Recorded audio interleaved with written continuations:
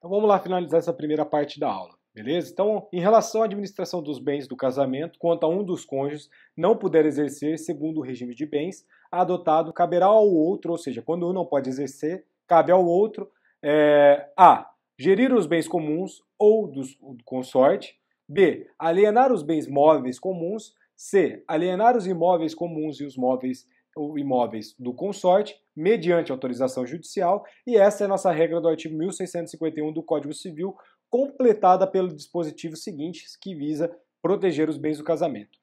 Qual que é o dispositivo seguinte? 1652. O que o 1652 vai dizer para a gente? O cônjuge que estiver na posse dos bens particulares do outro, ou seja, um cônjuge está na posse dos bens particulares do outro cônjuge, será para com este e seus herdeiros responsável. Então, se um marido está a partir da posse dos bens particulares da esposa, ele será responsável por esses bens, tanto para o patrimônio quanto para os seus herdeiros, tá? Inciso 1º, como usufrutuário, se o rendimento for comum. Inciso 2º, como procurador, se tiver mandato expresso ou tácito para os administrar. Inciso 3º, como depositado, se não for usufrutuário nem administrador, tá? Então, esse último comando legal, nosso artigo 1652, como se pode perceber, ele vai trazer a responsabilidade de cada cônjuge na administração de bens do casal, tá? Então, respondendo este tanto em relação ao outro quanto aos seus herdeiros, tá? Que eventualmente possam vir a ser prejudicados. Só para ilustrar, vamos verificar 3 casos envolvendo o dispositivo em cada questão. Por exemplo, se o cônjuge estiver recebendo aluguéis de um imóvel comum, será tratado como usufrutuário em relação a tais bens. O usufruto é um direito real de gozo ou fruição previsto nos artigos 1390 a 1414 da atual codificação material. Tá? Segundo exemplo, se um cônjuge estiver administrando bens móveis do casal, havendo uma autorização tácita, ele será tratado como mandatário. E aí, sendo tratado como mandatário, vai se aplicar a regra do artigo 653 a 692 do Código Civil. E, para fechar o nosso terceiro exemplo, se um dos cônjuges estiver guardando o bem imóvel do casal, será considerado depositário, estando sujeito às normas previstas nos artigos 627 a 657, da atual codificação material, que é a questão do depositário, 627 a 652 do Código Civil.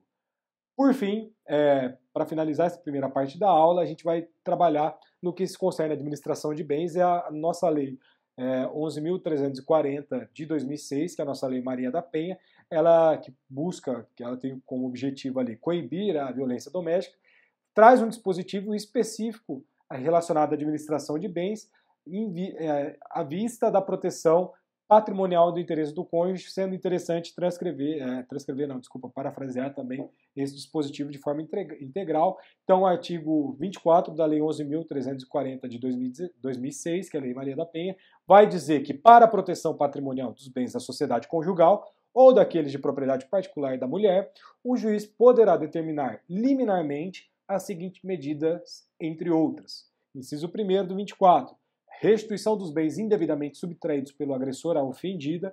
Inciso 2º, proibição temporária para celebração de atos e contratos de compra e venda e locação da propriedade em comum, salvo expressa autorização judicial. Inciso 3º, suspensão das procurações conferidas pela ofendida ao agressor. Inciso 4º, prestação de caução provisória mediante depósito judicial por perdas e danos materiais decorrentes da prática da violência doméstica e familiar contra a ofendida, e o nosso parágrafo único diz que deverá o juiz oficiar ao cartório competente para os fins previstos nos incisos 2º e 3º desse artigo. Então, a nossa Lei 11.340 de 2006, nossa Lei Maria da Penha, ela traz nesse dispositivo algumas consequências que visa coibir a violência doméstica. Essa lei ela é revolucionária nesse sentido, muito positiva, e na questão da administração dos bens, ela vai alterar alguma questão do nosso 1651, 1652 do Código Civil, através desse dispositivo do artigo 24 da Lei Maria da Penha, tá?